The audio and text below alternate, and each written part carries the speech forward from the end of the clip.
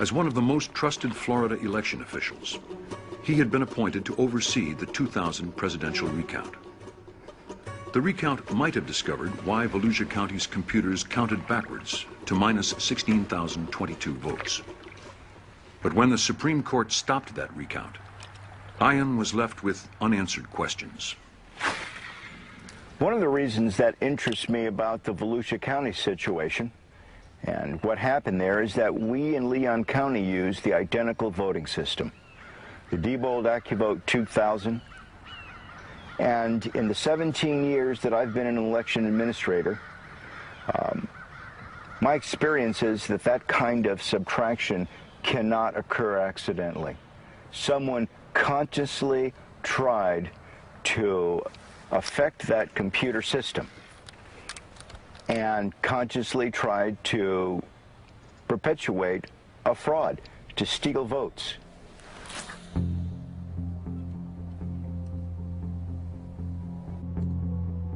During his research, Hari had discovered that Diebold's memory cards effectively allowed negative votes. Well, then, go dead. What we're going to do here is modify one card and then bring it to the election supervisor Ian Sanchez's office. Plug it as the real card in any election to the real election system and run ballots through. And that's the same system which have been used in a number of previous elections. And we'll see that what is the power in the ballot box. This should be just an empty box containing the votes, but it has more capabilities than that.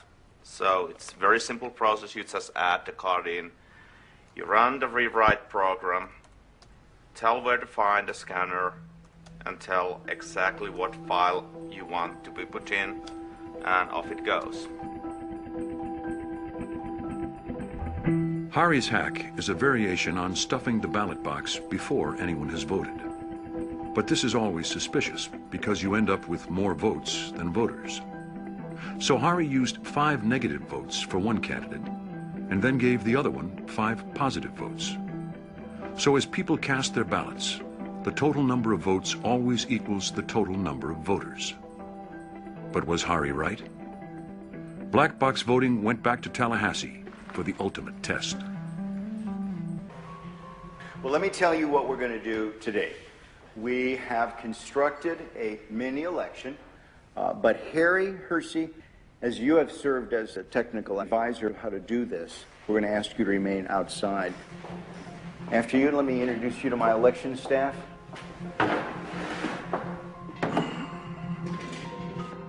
To ensure that we've not prepared some sort of a device that has been pre-rigged, pick the number, and then we'll grab that unit, and that will be the device that we will count the ballots on. I just feel like this is the one. Okay, and the winner is unit 15191. 5191.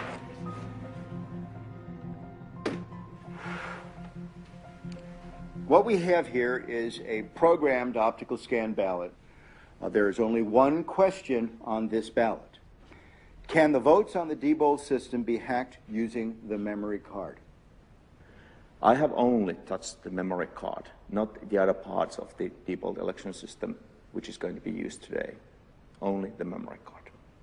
And I can certainly speak for myself and Harry, and that we're going to vote yes. All right, then let's have the rest of us vote no. 2 individuals, Hugh and Harry, will be voting yes. The rest of us will be voting no. And then we'll scrutinize the ballots afterwards to ensure that that is indeed the mark. Well, it's down to you. You're the last voter, Harry.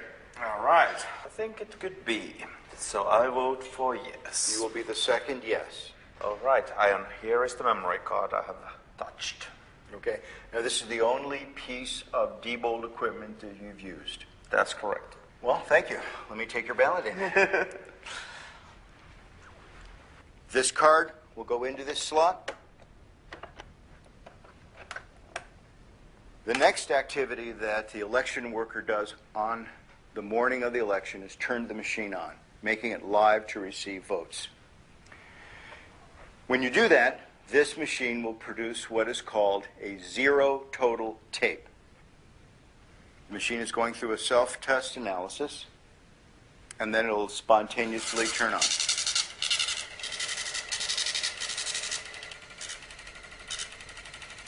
This is Harry's card that is telling us that there are 0 votes stored in the memory. Okay, let me get the ballots.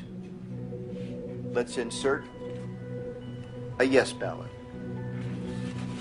We're going to put in another no. 7. And the last no ballot, 8. Placing the ender card in this device and telling it to turn off its counting function and do its reporting function will now cause the voting machine to print out a tape reading the number of votes that it had just read.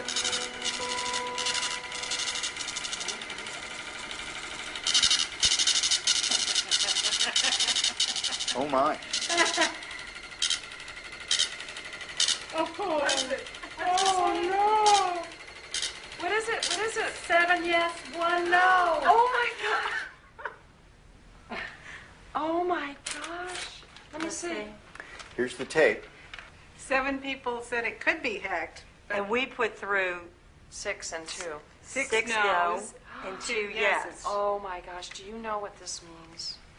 How do we know that Harry didn't just change the report and the votes themselves on the memory card are still correct? If that was the case, when they go into GEMS, the results would be different, isn't that right? I mean, the only way to know that is to read them into GEMS and to check the vote totals. See what GEMS says. So should we do that?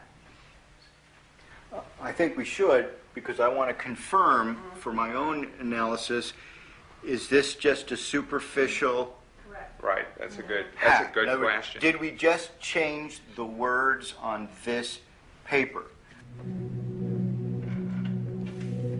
And we will upload this memory card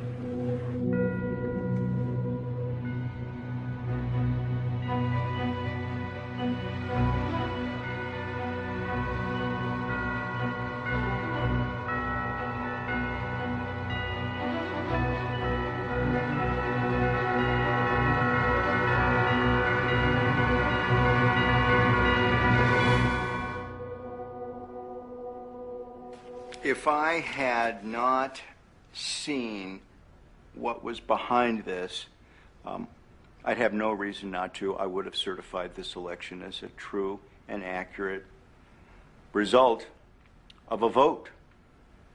Susan, what does this mean for you? Makes me cry. I'm sorry, but it does. Why?